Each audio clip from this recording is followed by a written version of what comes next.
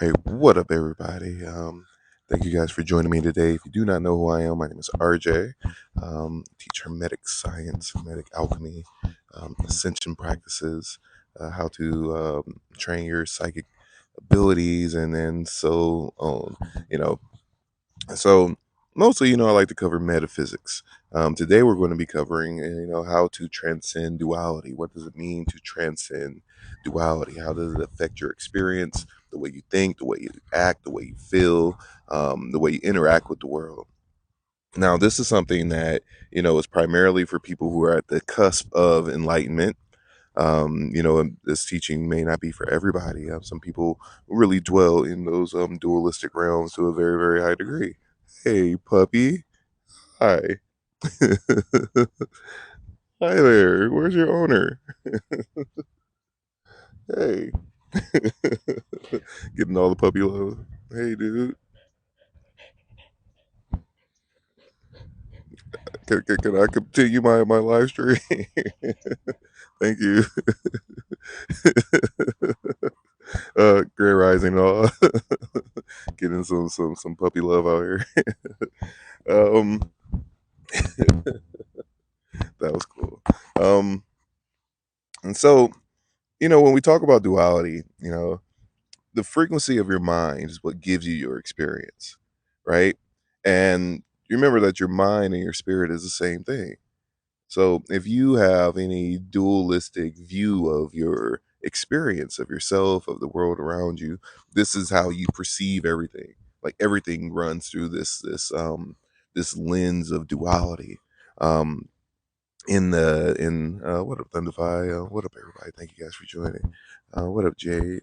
So in some of the yogic systems, there's this term Ananda. Ananda means undifferentiated bliss, right? But what does that truly mean to the uninitiated or the unaware, the people who haven't built these bridges? So it's undifferentiated bliss, meaning, hey Larissa, meaning, you know, if you are undifferentiated from yourself, from your environment, from all of creation, right? You start to develop this deep sense of bliss and awareness in which you can only receive through this level of non duality. If you are living your life as me versus them, there's this good versus evil drama thing going on. Angels versus demons is got to fight the system, and all the politicians are evil, and then you go into this super hyper dualistic way of viewing things. It's going to cause suffering in your life. Not saying that none of these things exist, but when it comes to ananda or undifferentiated bliss, understanding that everything is everything. We gonna mix this between the yogic systems and the Egyptian system, hermetics and everything else. Everything is everything. The concept of a atman or a brahma, right, is is the intelligence of everything, or God, essentially the essence of you, which is omnipresent, which exists within all things. So if you are creating a duality within yourself, within your environment, within your experience, you're going to create a type of suffering for yourself. Um, and like I said, for people who are just starting their journey, this might be a little confusing, right? Because they're going to look at you and say, well, what about the people that experience, rape and all this other stuff, right? It does not to say that it doesn't exist, but it's part of the whole. It's part of the whole. Whatever you ground your emotions in, your astral body, this is what this is the frequency of your experience. So if you, even within yourself, if there's a duality within yourself, we talked about this last night. If you, especially if you're a meditator and you're touching these high frequencies of light, if there's a part of you that meditates and, okay, I'm in this really high level when I meditate, and then when you're not in meditation, you run in the streets, right? Or you're addicted to porn, or you smoke weed, or whatever it is, and you have this aspect of yourself in which this is good me and this is bad me. Then you're going to create chaos in your life because of that duality. Not looking at anything as fundamentally good or bad or evil, and this is and then creating this polarity. You are you. you are the totality of who you are. You know, to be undifferentiated within yourself is what non-duality is, and to understand that, and then that manifests into your outward experience. You know, so don't look at anything that you do as, oh, this is negative me, and then this is good me. You know, you embrace the totality of all, and you can raise the frequency of that. You know, but if there's any type of duality, if it's any, you know, type of, you know, shunning and shadow self, or any, even dealing with the world, this is the shadow part of the world and this is the good part of the world, then you're going to create your own suffering. There's a duality. In order for you to be happy, you know, at some point you have to be sad. You know, there's this thing, you know, happiness and ultimate bliss is a frequency that you pay attention to. It's not a thing you have to seek to attain. It's a state of being. It's a state of being, but you can only fully experience it through a state of non-duality. You know, I used to, run the streets and then gang bang and everything else. I was in politics after that.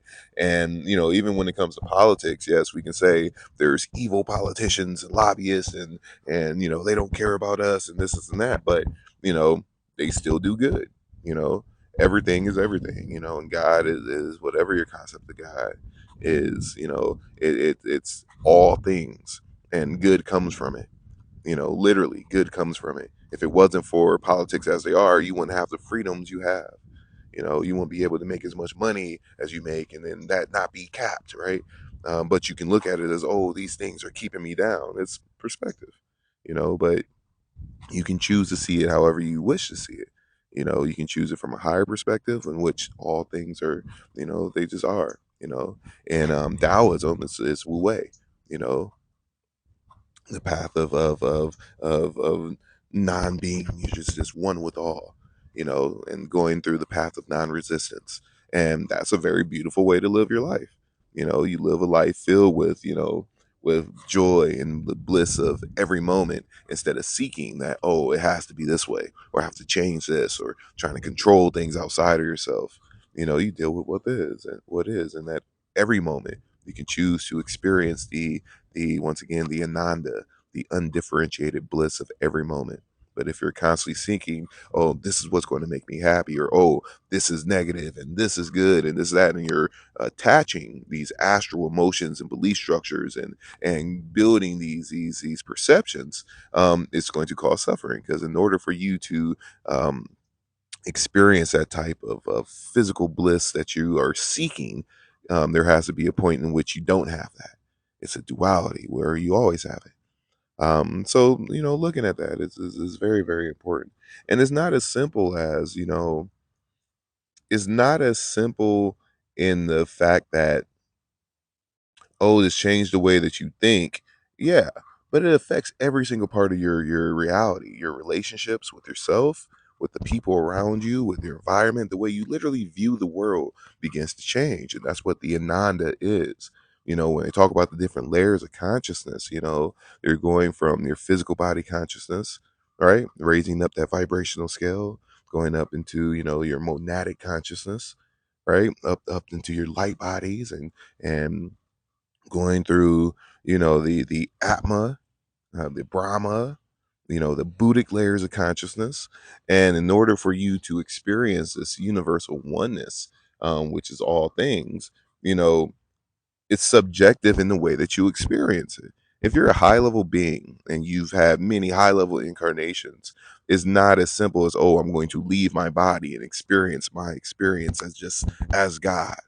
You can, but if your awareness isn't grounded in that level, it manifests as, I am at peace when I'm in my physical body and I see the oneness with all. And it brings me this deep type of bliss and joy always, because I understand life. And I'm not overly identifying with the astral ego. I am able to see and relate to all things, because you're not separate from all things. All things serve a purpose, and you are one with it.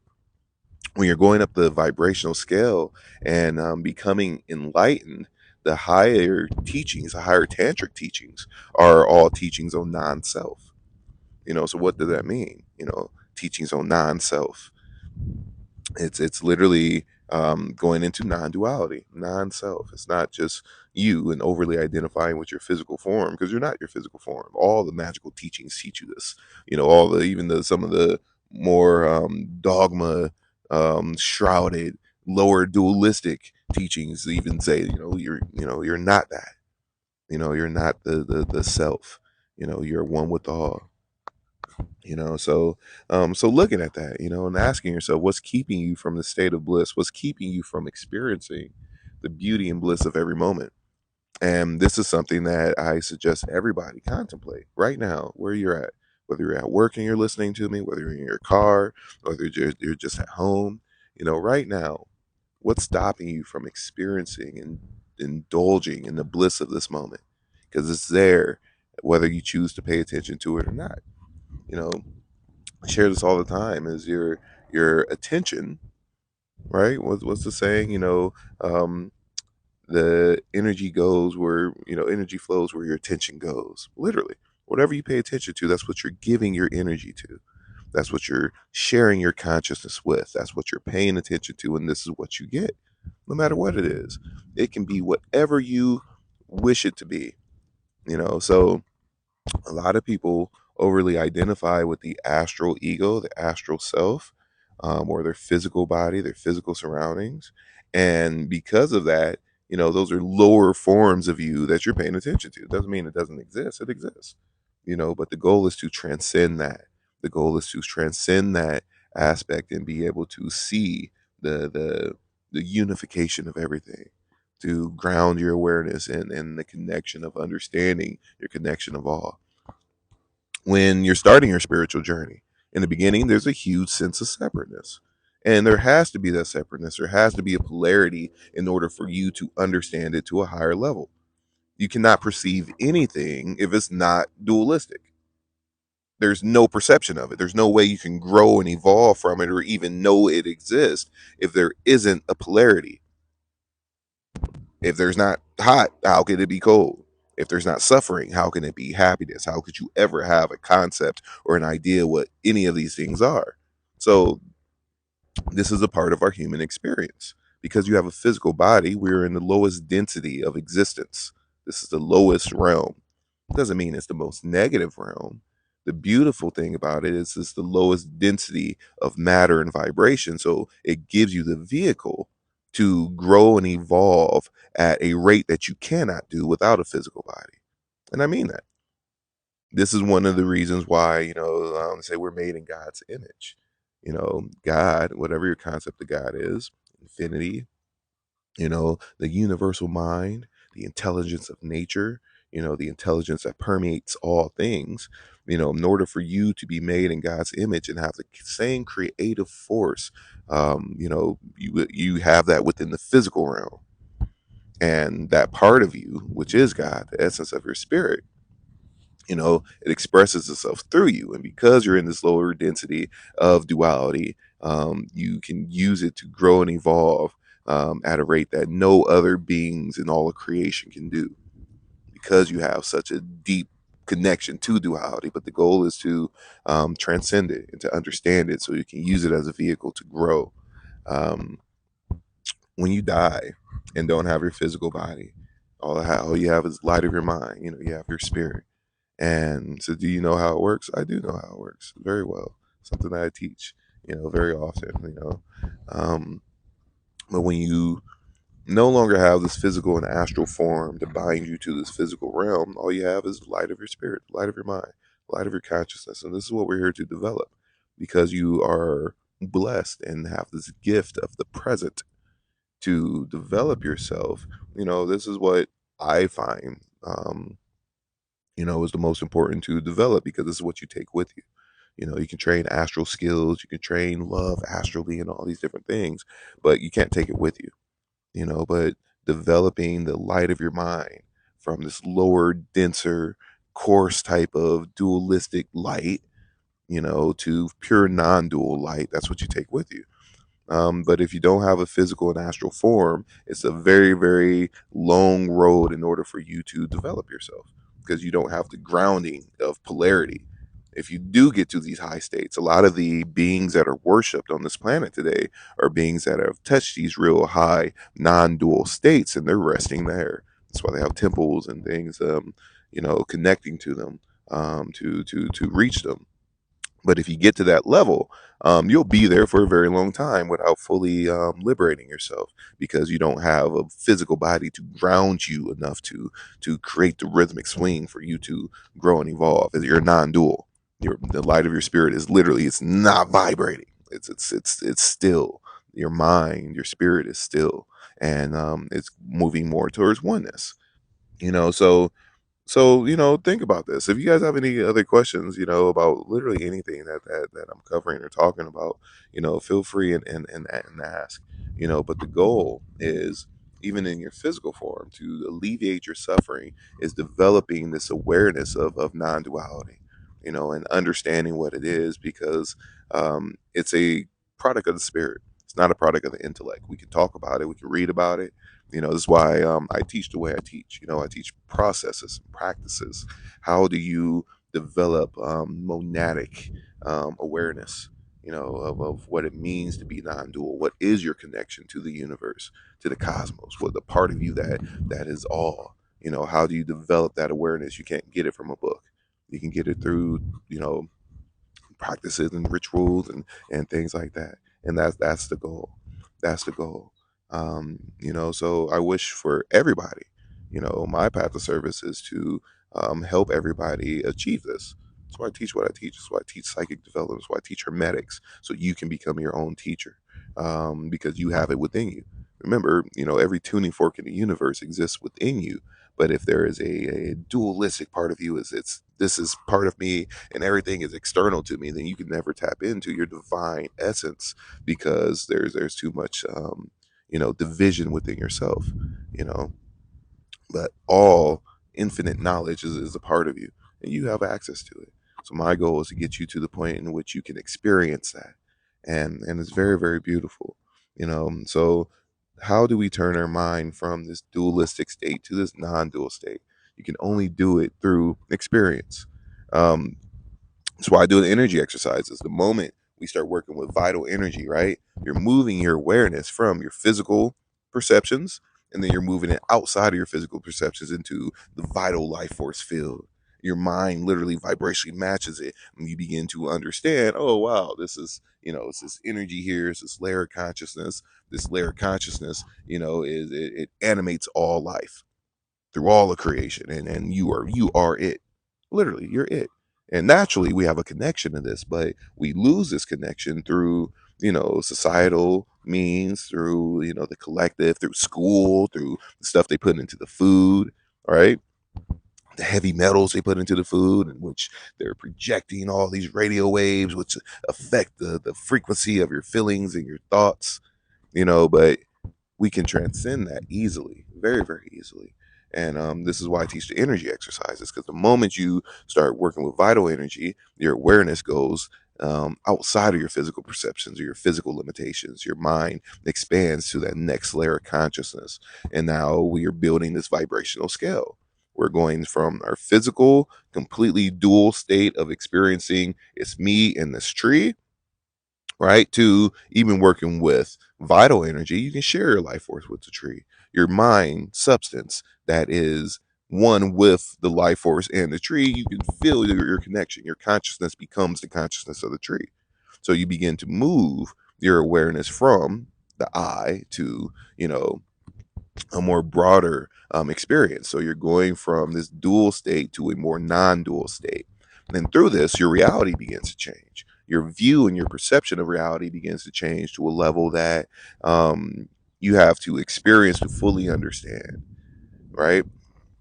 And you start to move from a personified view of reality to a more universal view of reality, because you're not bound to the astral self and your lower labeling system and belief structures. You start moving towards a universal understanding of what reality is. And this is the goal. This is how you move from a dual state to a non-dual state. But it doesn't stop there.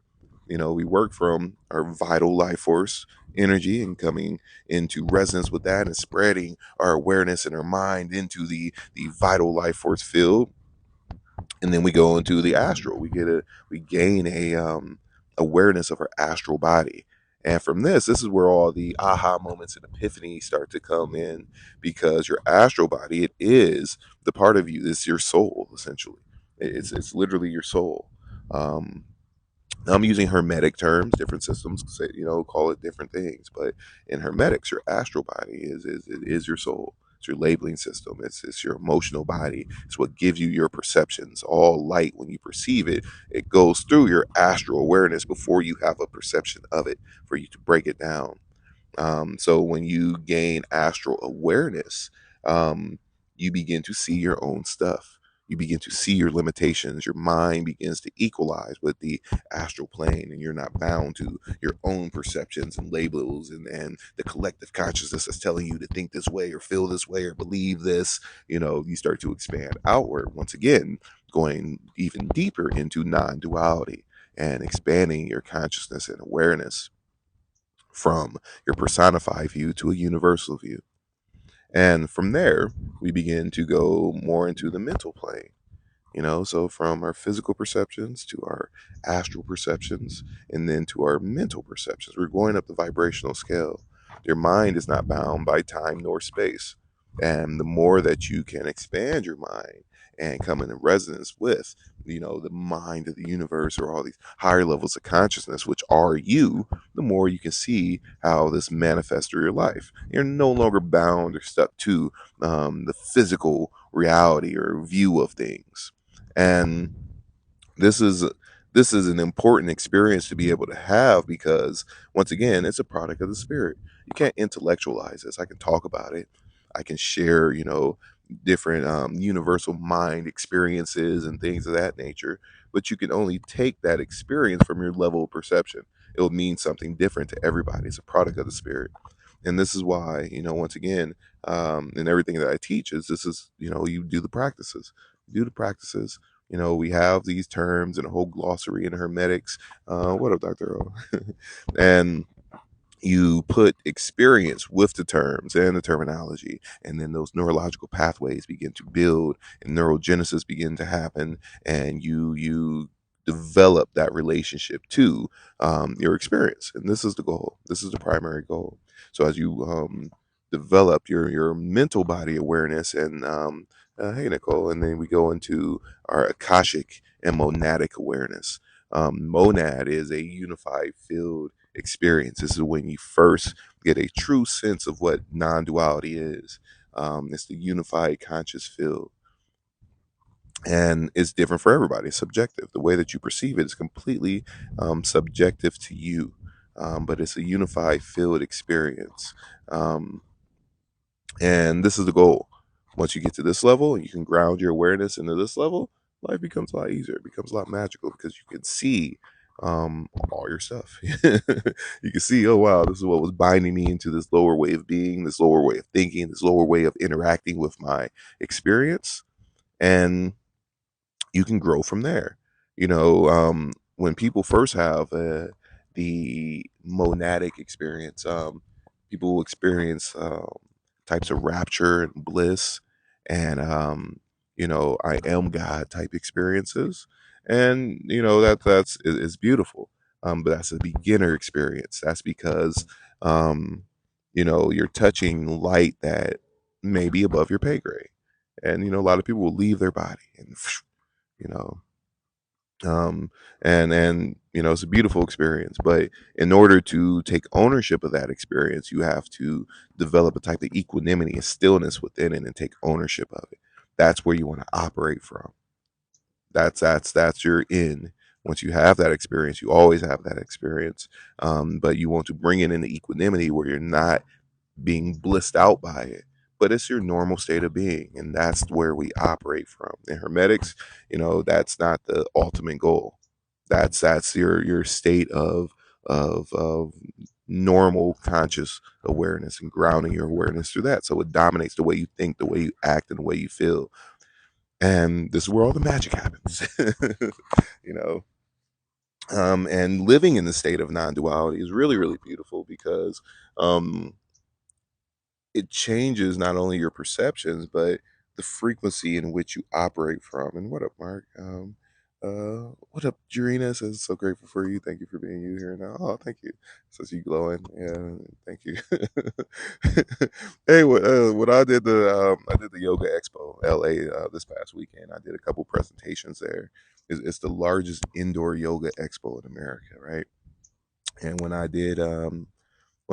finished my second presentation on the second day, one of the guys that was there, he was like, "What are those colors?" I was like, "What are you talking about, bro?" He was like, "You know, you're turning all these different colors in front of me. What is that?" Rainbow body, bro. Oh, thank you, thank you. This is here. I thought maybe I was doing it wrong. Thanks for the affirmation, man. Oh, you're welcome. You're welcome.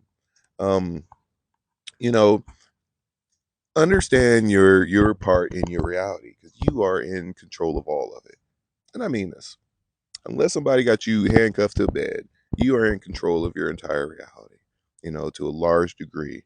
Your environment plays a part, the people around you play a part, but you ultimately have control of your experience.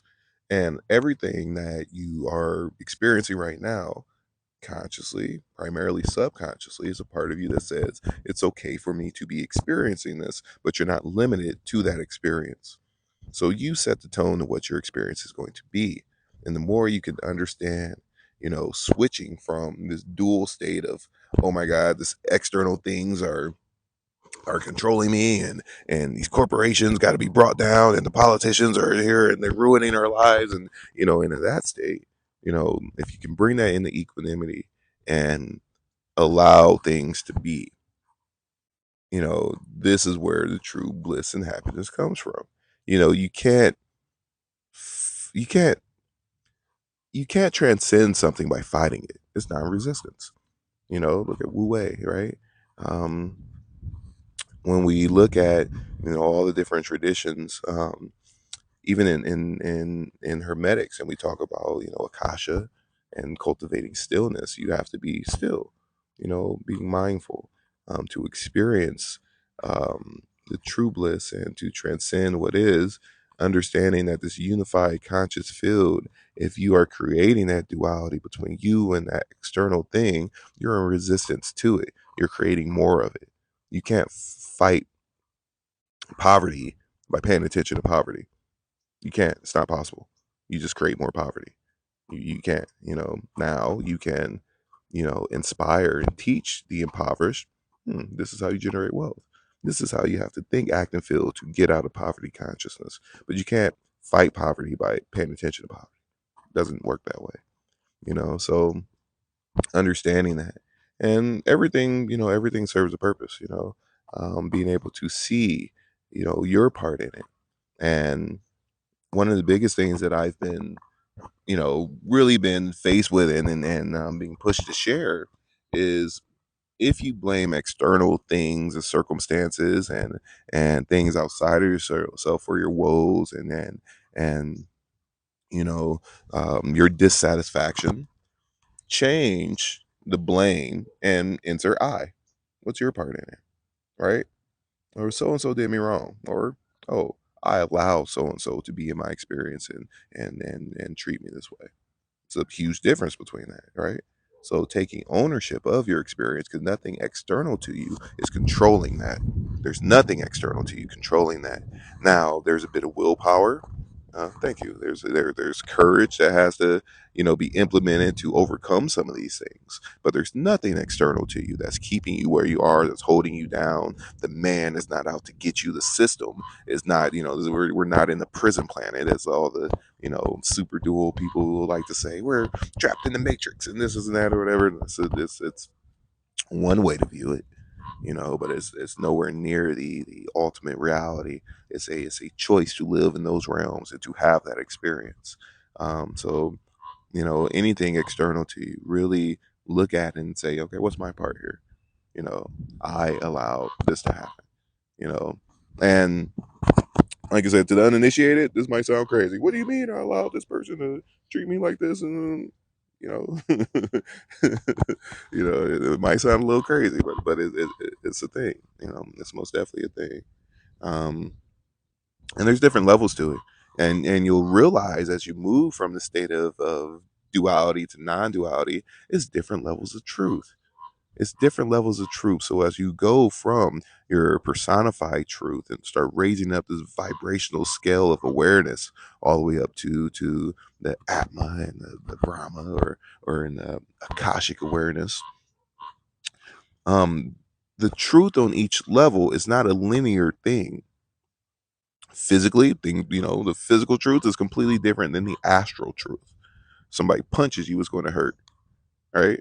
Whereas astrally, it could be something else. Oh, astrally, this person was abused as a child, so they don't know how to deal with their anger, and then they, took it out on you. Two different truths. All right, same situation, same thing that we're looking at, but it's two different truths, right?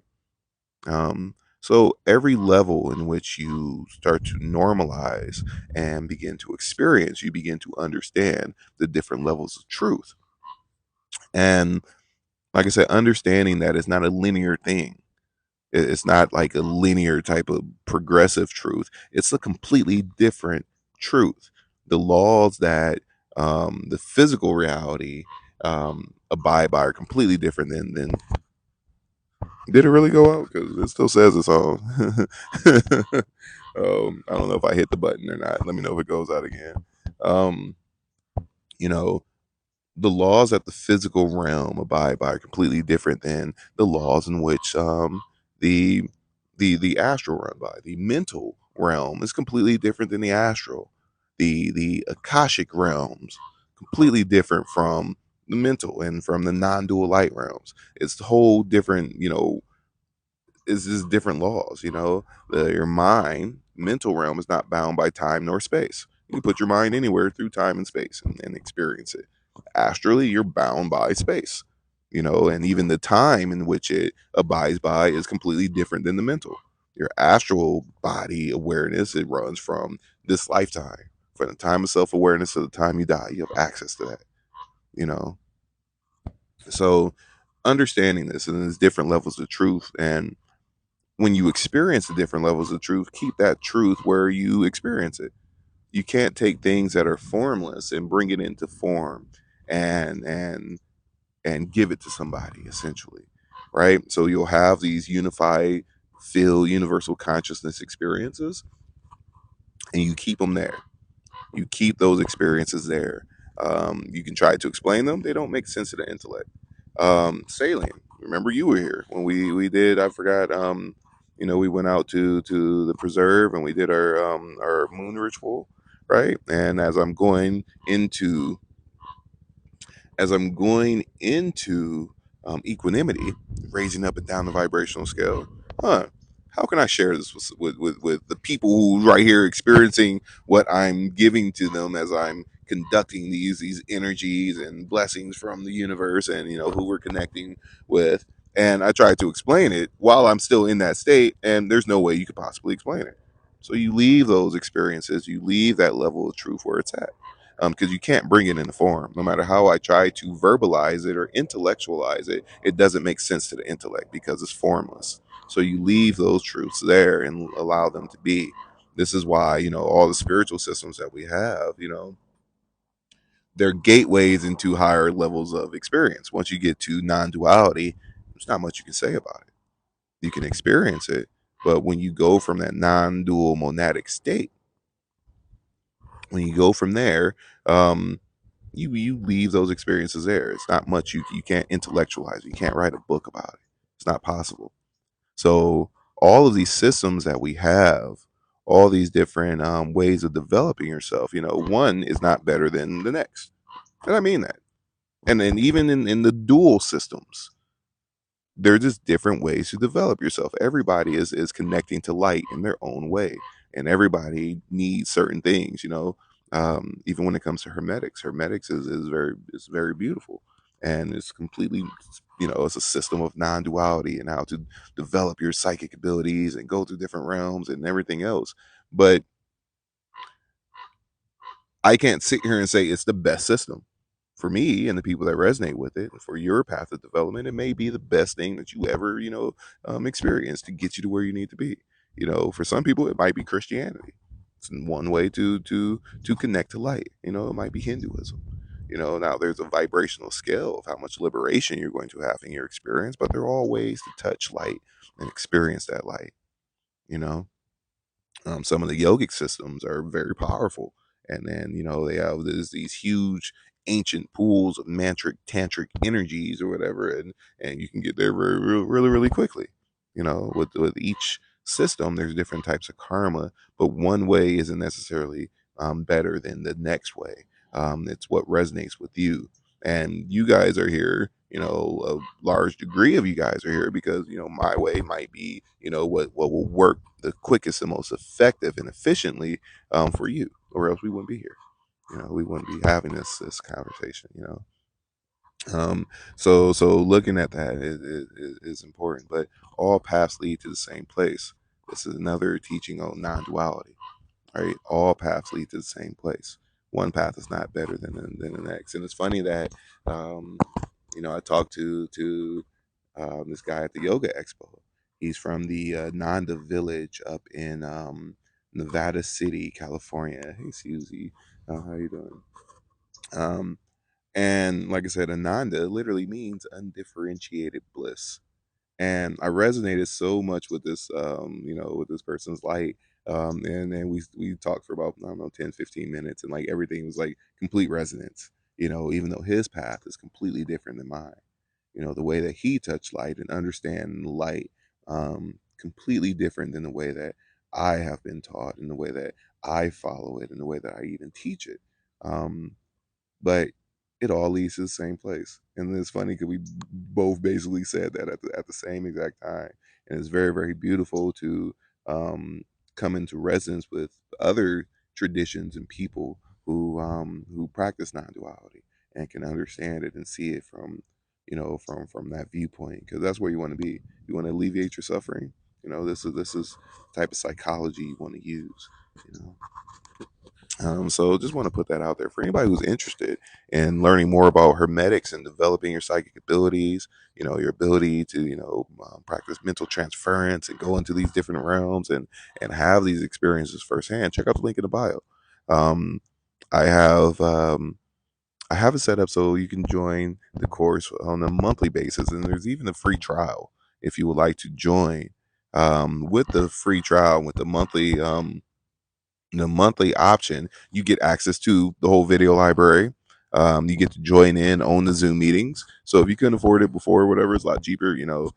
I used to give a 4 week course for like $500, and this is a lot more beneficial because you have like literally, I don't know, 100 or so hours worth of video content to go through, and you get to join in on the weekly Zoom meetings too with the monthly subscription. So that's available. Or you can do, instead of the yearly subscription, I have lifetime. You pay a certain amount, boom, you have access to everything. For as long as it exists, and you can join all the different Zoom meetings and stuff too. For anybody who's interested and wants to take things to the next level, I still have one more spot open for Sedona in May. So May 22nd through the 27th. This is during Sagadawa. Sagadawa is a cosmic synchronicity. It's a holy day that's celebrated by the Buddhists.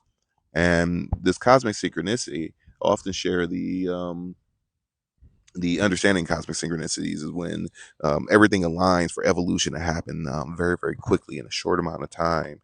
And we get this every morning, when the sun hits the horizon and the astral and physical realms are intermingling. It's a 4 minute window in which evolution happens very, very quickly and in that very short amount of time. For Sagadawa, it doesn't just happen for that 4 minute window, it happens for that whole day. And then for the days following, that evolution continues. So for this workshop that we're having, this is what we're taking advantage of, and it's very, very beautiful.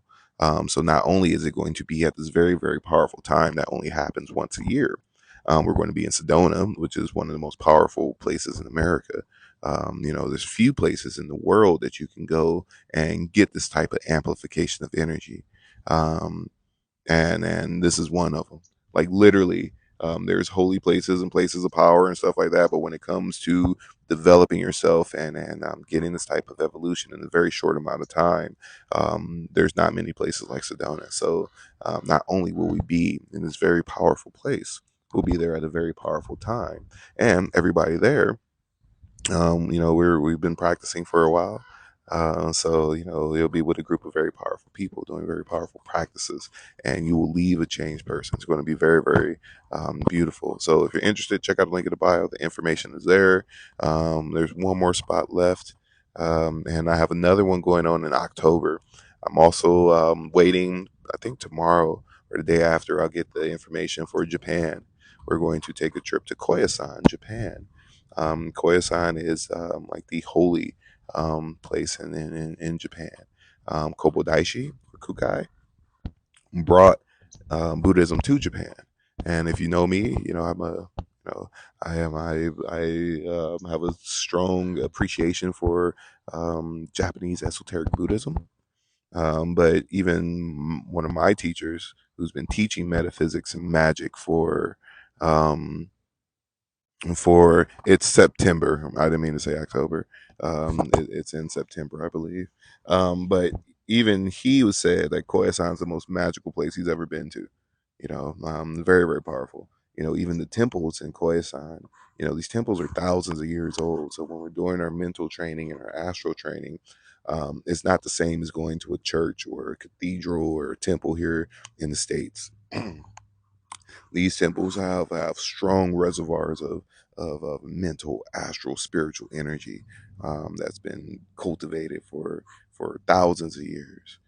So it's most definitely not the same as what you can get here. So I'll let everybody know about the prices on that. It's going to be like a 10-day trip.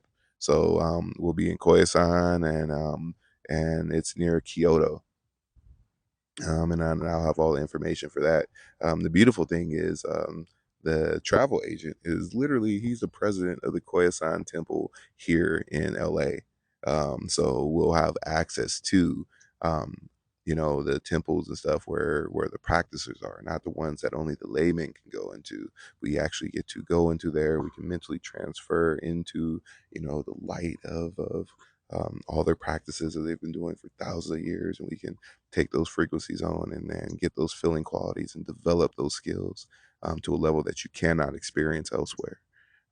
So it's completely different than what you can experience in your local temples. So that's going to be available, and I'm looking at what up, Jake? I'm looking at March.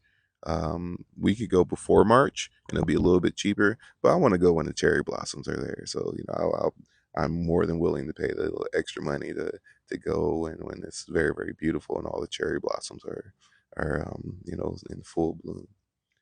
So I just want to put that out there. So for everybody, once again, thank you guys for joining me. If you're interested in joining the course, check out the link in the bio. Like I said, you can sign up for the monthly course, and this option is very beautiful because you get it's like a 2-day trial that you can get for it too, and you have full access to all the video libraries. You can join in um, on the Zoom meetings on the weekend, and the Zoom meetings are Saturday mornings and Sunday mornings at 9 a.m. Pacific time. And we do group practices.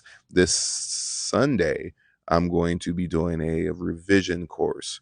I do this like every month and a half or so. So we're going to do a revision course and cover the hermetic path step by step and the most effective way to develop yourself. So we're going to be continuing the Master Key series and go through that whole process. So if you're interested, check out the link in the bio. If you like to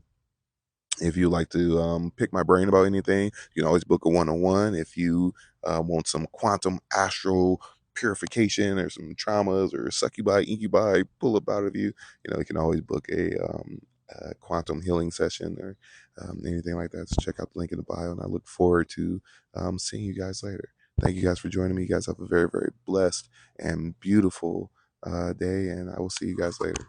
Peace.